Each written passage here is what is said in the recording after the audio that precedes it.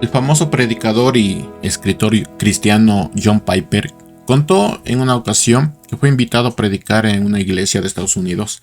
En ese momento Piper no estaba pasando por un buen momento personal, entonces abrió su corazón en la predicación. Les contó de sus problemas personales, abrió su corazón y les contó también de sus problemas matrimoniales, familiares. Él prácticamente derramó de la manera más sincera posible en ese momento. Pero algo estaba pasando en la iglesia. Mientras él abría su corazón, la gente más se reía. Mientras más personal se volvía la predicación, la gente más se reía. Obviamente esto preocupó y intrigó al predicador, porque Piper estaba derramando su corazón, pero las personas más y más se reían. ¿Qué estaba pasando?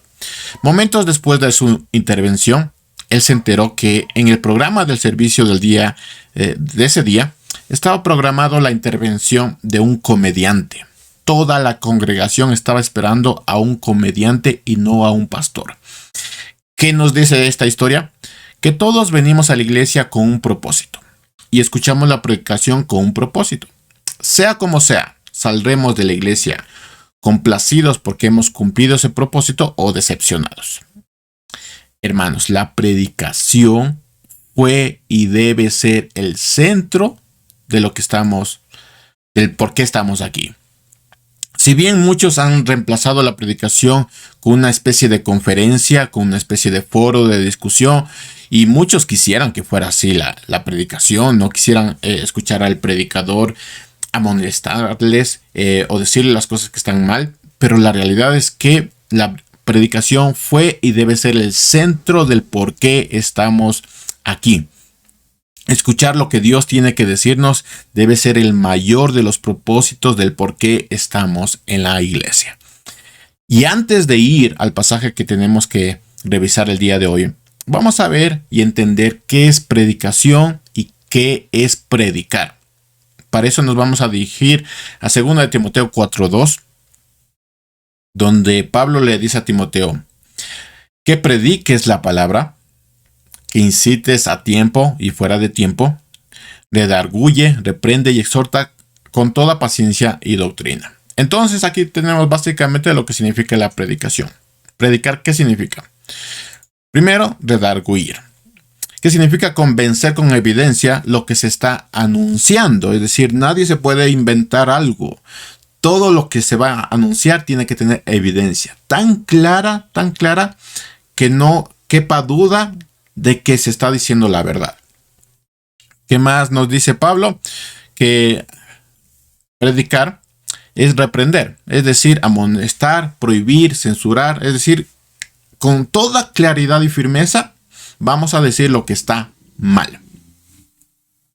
¿Qué más significa? Bueno, exhortar con toda paciencia y doctrina, es decir, anima, guía, y eso llega a ser el complemento del Espíritu Santo direccionado con la enseñanza, es decir, lo que te está diciendo un predicador que redarguye y reprende es básicamente lo que te quiere decir el Espíritu Santo, pero de manera audible. Entonces es el complemento de lo que el Espíritu Santo quiere hacer contigo. Ahora, ¿qué pasa si reemplazamos la predicación con otra cosa, con una conferencia, con una discusión, con un foro? ¿Qué pasa? Bueno, dice 2 de Timoteo 4:3, dice, porque vendrá un tiempo en el que no soportarán la sana doctrina, sino que aun teniendo comezón de oír, se amontonarán maestros conforme a sus propios malos deseos y apartarán de la verdad sus oídos y se volverán a las fábulas. Entonces, ¿qué pasa si reemplazamos la predicación con otra cosa? Bueno, se apartará usted de la verdad y volverá a las fábulas. Y fábulas hay un montón, incluso cristianas, ¿no? Hay un montón de fábulas. Por eso es importante la predicación. Entonces, ya teniendo en cuenta y teniendo claro qué es la predicación y lo importante que es, vamos a examinar el texto del libro de los Hechos que nos corresponde para el día de hoy, donde nosotros vamos a encontrar el primer viaje misionero de Pablo y Bernabé. Algunas cosas que vamos a ver en el pasaje. Bueno, vamos a ver básicamente dos cosas. Y eso es la narración del primer viaje misionero de Pablo y sus acompañantes. Y también vamos a ver la predicación de Pablo. Entonces, ¿Cuál es el título que ponen en algunas Biblias? Bueno, Pablo Bernabé en Antioquía de Pisidia. En esta porción, Lucas nos narra unas cuantas primeras cosas que van a suceder. Y vamos a empezar con el primer viaje. Sí, es el primer viaje misionero que vamos a estar viendo, que Lucas nos narra. Dice Hechos 13:13. Después de que zarparon de Pafos, Pablo y sus compañeros arribaron a Perge de Panfilia. Allí Juan se apartó de ellos y volvió a Jerusalén. De Perge siguieron a Antioquía de Pisidia y un día de reposo entraron en la sinagoga del lugar y se sentaron. Ahora, algo o una nota que usted tiene que tener en cuenta sobre esto es que este pasaje, el pasaje que vamos a ver el día de hoy, es un pasaje que construye otras historias, por así decirlo, ¿sí?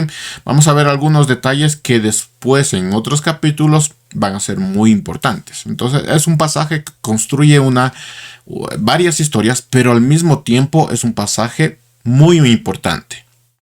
Y aquí vemos el primer viaje. Bernabé y Pablo y Juan Marcos habían salido de la iglesia de Antioquía, recordando un poquito, guiados por el Espíritu Santo. Si usted recuerda, el Espíritu Santo les había dicho a ellos que tenía un trabajo muy importante. Sí, su primera misión ya había culminado, ya se había cumplido, al hablarle al gobernador Sergio Paulo y desenmascarar al consejero llamado Bar Jesús. Entonces su primera misión ya había sido completa, ya se había cumplido. Terminando el trabajo, van a recorrer una serie de lugares conocidos como el primer viaje misionero de Pablo. De hecho, hay mapas sobre esto. Son todos esos lugares que va a estar recorriendo, llegando al territorio de Galacia. Y es en estas ciudades donde Pablo va a enviar después la epístola a los Gálatas. Entonces vamos a estar ahorita entendiendo lo que es el primer viaje de Pablo. ¿Qué más tenemos? El primer desertor, dice versículo 13, después de que zarparon de Pafos, Pablo y sus compañeros arribaron a Perge de Panfilia. Ahí Juan se apartó de ellos y volvió a Jerusalén. Este suceso causará un problema en el capítulo 15 entre Pablo y Bernabé. Pero eso lo vamos a ver más adelante. Vamos a notar un cambio sutil en el nombrar de estos personajes. Y es que hasta el capítulo 13, versículo 12, se menciona Bernabé y Pablo. Desde el versículo 13 del capítulo 13, el orden cambia. Ahora es Pablo y sus compañeros o sus acompañantes. Y en el versículo 50 del mismo capítulo 13, encontrarás Pablo y Bernabé. Entonces es un cambio sutil en los personajes. ¿Qué tiene que ver esto con que Juan se apartó de ellos? Bueno, ahora es Pablo quien está liderando. Y algunos aseguran que este cambio causó que Juan Marcos se enojara y abandonara al grupo, porque había una familiaridad entre Bernabé y Juan Marcos. Entonces algunos piensan que ese posiblemente fue el problema y por eso Juan les abandonó cuando Pablo ya empezó a liderar y su tío, el tío pastor, bueno, ya quedó como el acompañante de Pablo, ¿no? Pero eso lo vamos a ver cuando lleguemos al capítulo 15.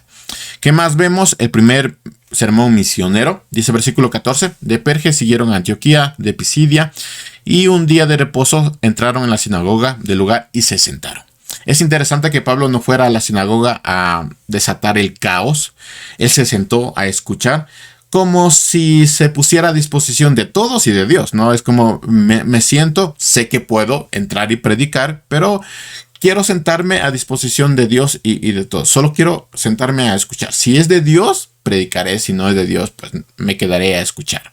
Entonces es interesante, ¿no? El cambio de Pablo, de ese Pablo que entraba a las sinagogas y luchaba y peleaba y debatía. Bueno, aquí tenemos a un Pablo que se sentó en disposición de todos y de Dios. Versículo 15 dice, después de la lectura de la ley y de los profetas, los principales de la sinagoga le dijeron, hermanos, si alguien tiene alguna enseñanza o exhortación para el pueblo, los escucharemos. No es extraño que los principales de la sinagoga, al enterarse que un rabino o maestro los visitara, le pidieran que les enseñen. No es extraño.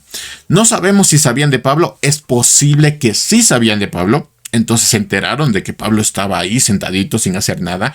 Entonces ellos, al saber que Pablo estaba ahí, que un rabino estaba ahí, entonces posiblemente utilizaron las palabras como: hermanos, si es que hay alguien entre la multitud, entre ustedes, que quiere enseñarnos, nosotros escucharemos. Entonces es posible que ellos sí sabían de Pablo. Es lo más seguro.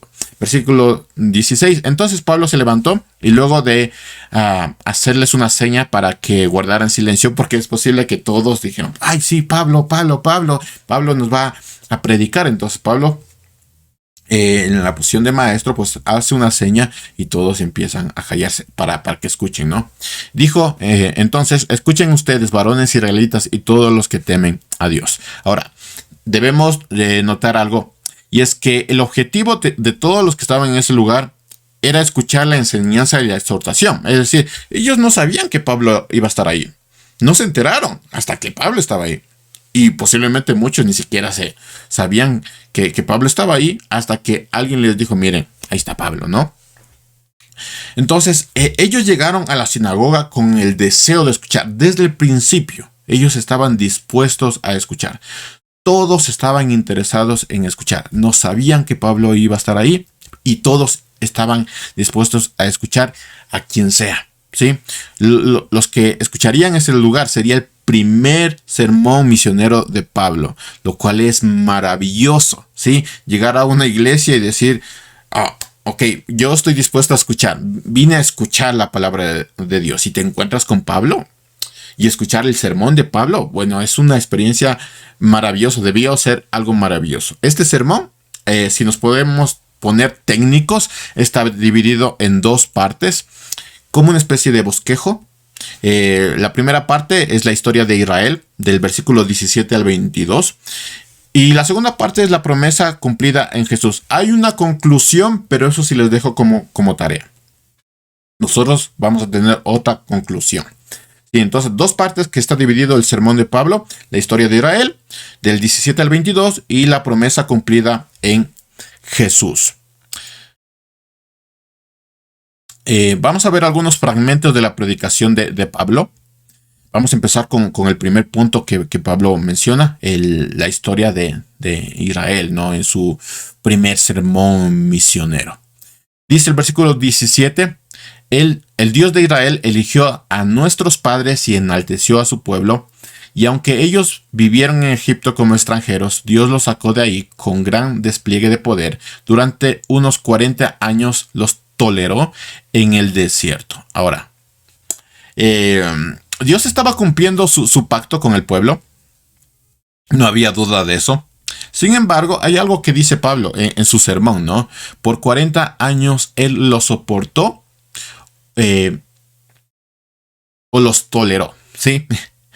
Él soportó, o sea, Dios soportó por 40 años a un pueblo que se quejaba, que se rebelaba, que no obedecía. Eso no es extraño para nosotros escuchar lo nuevo, para escuchar, porque eso lo tenemos en el Antiguo Testamento. El pueblo se quejaba de los líderes, de Dios, del agua, del alimento, de que no tenemos, que solo estamos comiendo maná, este maná maravilloso, milagroso, y ahora queremos carne, ¿no? Entonces, Dios soportó por 40 años a este pueblo. Es interesante que lo más seguro es que esa sea nuestra historia. Es decir, si usted, ¿cuánto tiene de edad?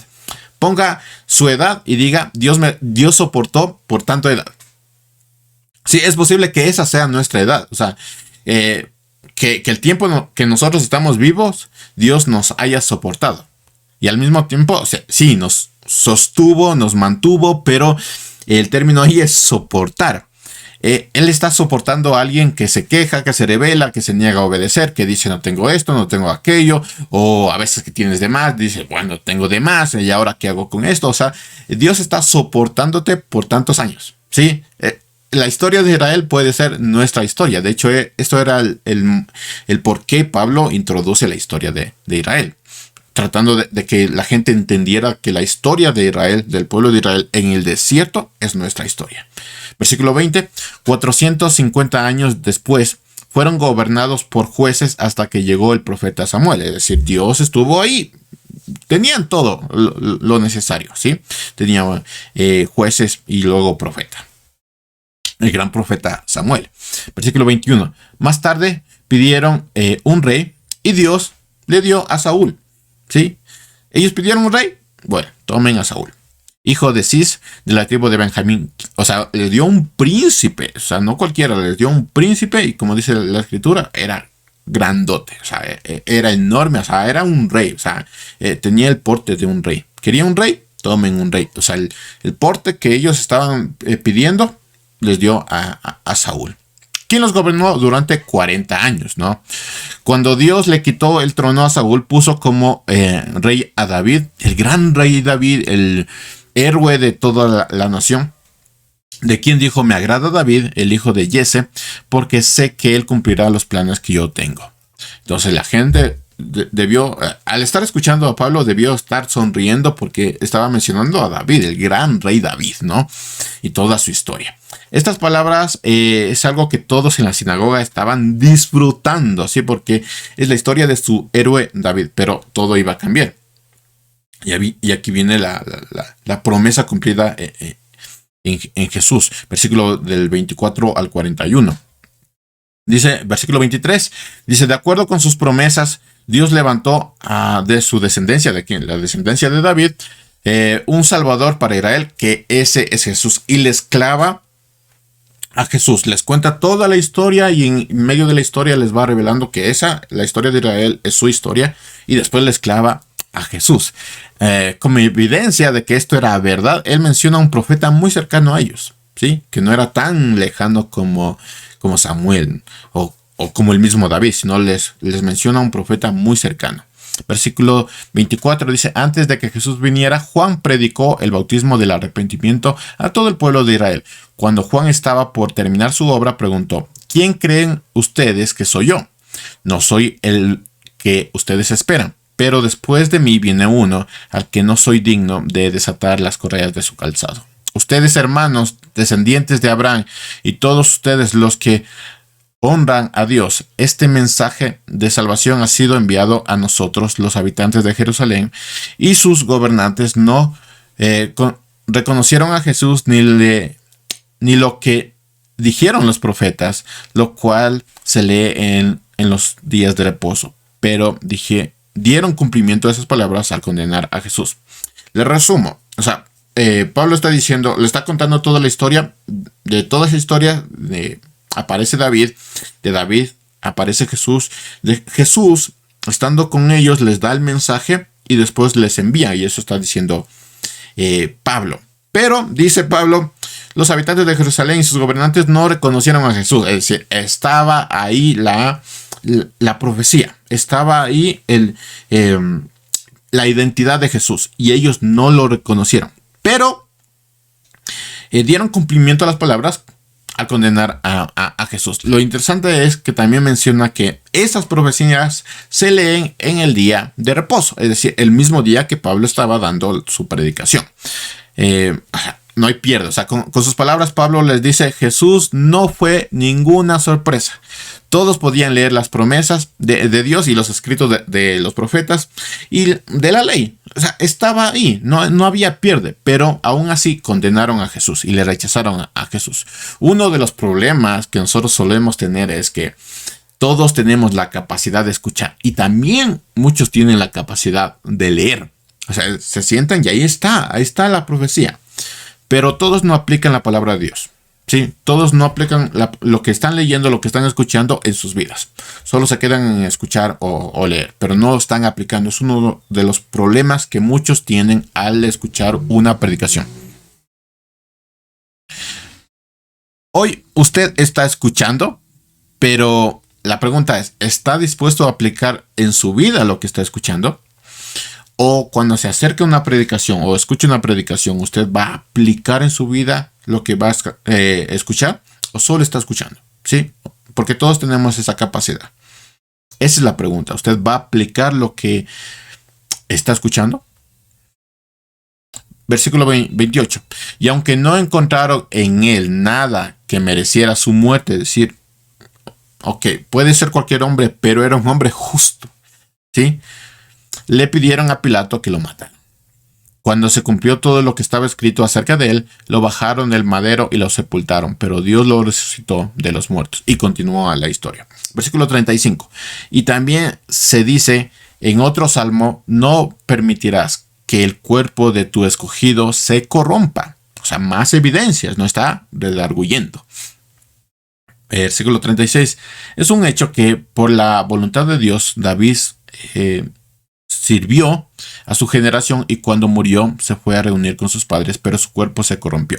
Sin embargo, el cuerpo de Jesús no se corrompió porque Dios lo resucitó. Es decir, ahí están las evidencias.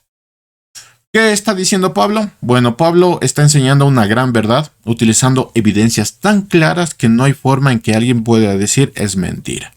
Y si alguien preguntaba, bueno, ¿cómo sabemos nosotros que es verdad lo que estás diciendo? Bueno, ahí está Juan, ¿sí? Y ahí está también las personas que lo vieron resucitar, que no eran pocas, ¿sí? Ahí está con evidencias que lo que estoy diciendo es verdad. O sea, Pablo no está hablando de su propia experiencia. Él no está diciendo yo sentí, yo creo esto, yo presiento que es así. No, lo que Juan está diciendo es dando una verdad con evidencias. No es lo que él cree, no es lo que él piensa, no es su propia experiencia, no sé, el Señor me dijo esto, pero está en contra de la palabra, pero aún así el Señor me dijo esto. No, Pablo está dando con evidencias una verdad, ¿sí? O sea, está redarguyendo. Y aquí viene dos estocadas perfectas, ¿no? La primera estocada la encontramos en el versículo 38. Dice, hermanos, quiero que sepan que lo que estamos anunciando es el perdón de los pecados por medio de Jesús. Es decir, solo Jesús o solo en Jesús hay perdón de los pecados.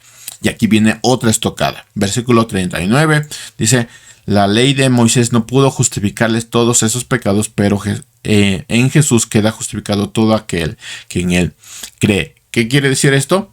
Que solo en Jesús hay perdón de los pecados y no en la ley, sino en Jesús. Sí, y ahí les clava todas esas dos estocadas, ¿no? Les cuenta su historia, les habla o sea, nos identifican con la historia de Israel, nos habla de David y después de David vino Jesús y el mensaje que es real y que no corrompió su cuerpo, da todas unas evidencias y después les pone estas estocadas. Solo en Jesús hay perdón de los pecados y no en la ley, solo en Jesús. Ahora, ya vimos el primer viaje misionero, vimos el primer desertor, vimos el primer sermón misionero. Y ahora vamos a ver la primera persecución de un misionero y cómo termina toda esa historia. Versículo 40 dice, tengan pues cuidado de que no les sobrevenga lo que anunciaron los profetas. Ustedes que todo lo desprecian, asómbrense y desaparezcan. En los días de ustedes haré algo tan grande que no podrán hacerlo, aunque alguien se lo explique. Podrán creerlo, aunque alguien se lo explique. Versículo 42. Cuando ellos salieron de la sinagoga, le rogaron que el día siguiente de reposo volvieran a hablarles de estas cosas. Que es el sueño del pastor, ¿no? Me dijiste esto y aquello, quiero volver a escuchar. Y este fue el primer resultado de la predicación, versículo 43. Luego se despidieron de la congregación y muchos judíos y conversos piadosos siguieron a Pablo y a Bernabé, y ellos siguieron hablándoles y animándoles a mantenerse en la gracia de Dios. Así que entre ellos se estaban animando, ¿no? ¿Qué hubo? ¿Cuál fue el primer resultado? Bueno, aceptación y conversión. ¿Sí? Los que habían aceptado y se habían convertido, estaban animando a Pablo y Pablo también les estaba animando. Entre los dos se estaban animando. Ahora, recuerden esto, las personas que estaban dispuestas a escuchar y su disposición estaba en escuchar verdaderamente, terminó en que ellos recibieran el sermón de Pablo. Y al recibir el sermón de Pablo, ellos recibieron una gran verdad. Solamente porque querer escuchar. Ellos fueron a la sinagoga queriendo escuchar. Versículo 44. El día siguiente de reposo, casi todos los habitantes de la ciudad se reunieron para oír la palabra de Dios. ¿Qué significa esto? Que estaban tan maravillados de lo que Pablo les había dicho, que llamaron a familiares, vecinos, a los que estaban alrededor. Y dice que casi todos los habitantes de la ciudad se reunieron para oír la palabra de Dios. Versículo 45. Pero cuando los judíos vieron tanta gente, se llenaron de celos y rebatían lo que Pablo decía, y lo contradecían y lo maldecían. Versículo 46. Entonces Pablo y Bernabé les dijeron con toda franqueza: estamos seguros de que era necesario que ustedes fueran los primeros en escuchar la palabra de Dios, pero como ustedes lo rechazan y no se consideran dignos de recibir la vida eterna, ahora vamos a predicarles a los que no son judíos. Esa es la orden que el Señor nos dio cuando dijo: te he puesto como luz para las naciones, para que lleves salvación hasta los confines de la tierra. Versículo 48. Cuando los que no eran judíos oyeron esto, se alegraron y glorificaron la palabra de Dios, porque estaban emocionados de decir: esto es para nosotros. Y solo era un sermón, hermanos. Es maravilloso cómo ellos entendían lo valioso de la palabra de Dios.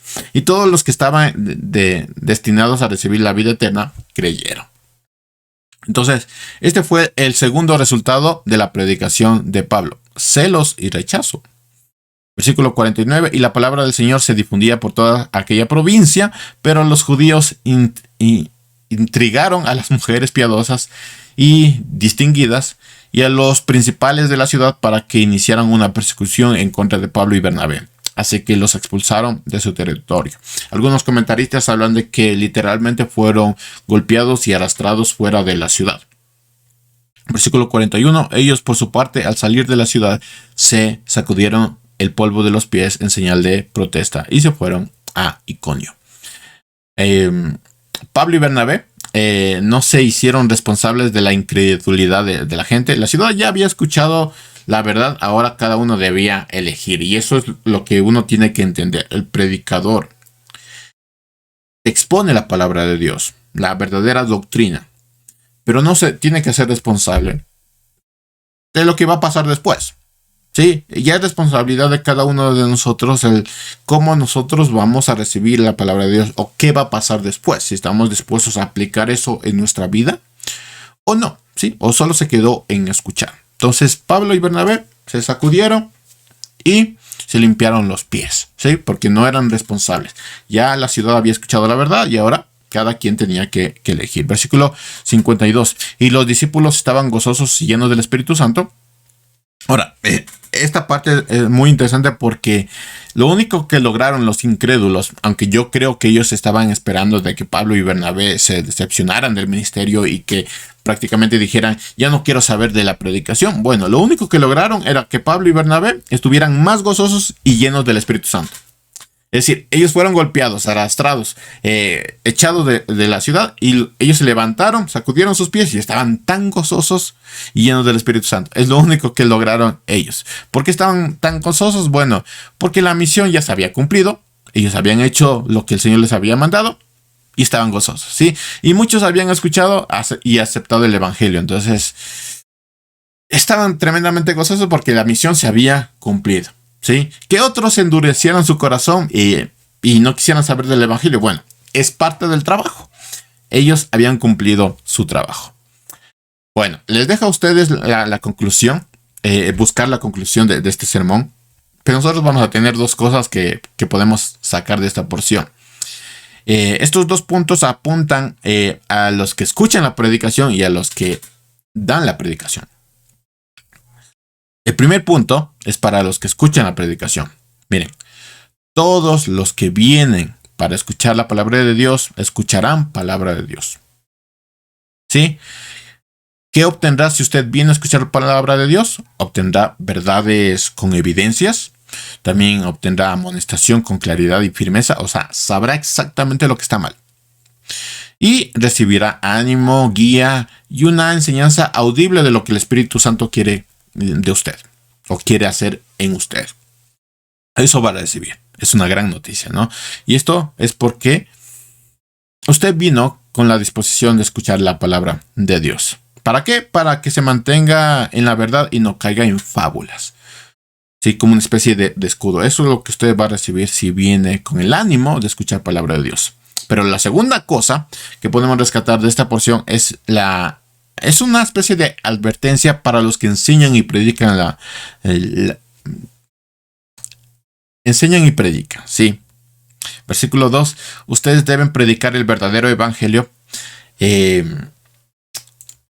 Esa es una gran advertencia para los predicadores. Usted debe predicar el verdadero evangelio. Se debe predicar un evangelio en donde se manifieste claramente que solo Jesús perdona y no hay justificación de perdón fuera de Jesús. Solo Jesús, es decir, la predicación es cristocéntrica. No es lo que yo creo, no es lo que yo pienso. No me voy a poner por encima como un erudito de la palabra de Dios. Es Cristo, ¿sí? Es Cristo. Cristo es el centro de todo. O sea, no se trata de la ley, no se trata de mí, se trata de Jesús. ¿Sí? No se trata de lo que nosotros hacemos, se trata de Jesús. Como regla para los predicadores, usted debe ser un buen pastor y no comerse a las ovejas. ¿Sí? No verlas como alimento o no verlas como un público para que la aplaudan. Usted debe ser un buen pastor. El pastor tiene la vara y el callado, ¿sí? Para guiar y también para dar también, ¿sí? Para reprender y también para proteger a las ovejas. En la predicación se ve esto cuando uno es un buen pastor, ¿sí? Poner a Cristo como el centro, realmente verse como uno es, o sea, la realidad, que es un ministro, el menor, ¿sí? El siervo de Jesús. Eso es clave cuando uno predica. La predicación es cristocéntrica. Usted debe predicar el verdadero evangelio. Con todo esto, estamos más que informados de la importancia de la predicación, de escuchar la predicación y de predicar. La importancia de venir con el propósito de escuchar la palabra de Dios, porque muchos pueden tener la idea de costumbre o de esto tengo que hacerlo por mi familia, bueno, lo que sea. Es importante que usted venga con el propósito de escuchar la palabra de Dios, ¿sí? Y es importante que no cambiemos la predicación por otra cosa. Sí habrá personas de que no querrán escuchar, pero eso es parte del trabajo. Para finalizar, quisiera preguntarles algo. ¿A qué grupo pertenece usted? ¿Sí? Aquí nos presentan dos grupos. Al grupo que Dios soportó o al grupo en que Dios obró. Pablo habló del pueblo de Israel y dijo, es un grupo que él soportó. Pero al grupo que estaba escuchando la palabra de Dios es el grupo que Dios obró. ¿A qué grupo usted pertenece? ¿Al que Dios soportó o al grupo que Dios obró? Hermanos, solo en Jesús hay perdón, no en la ley, no en lo que nosotros hacemos o lo que nosotros creemos que hacemos bien, no, solo es Jesús, no hay otra persona, no hay otro ser, no hay otro propósito, ¿sí? Solo Jesús.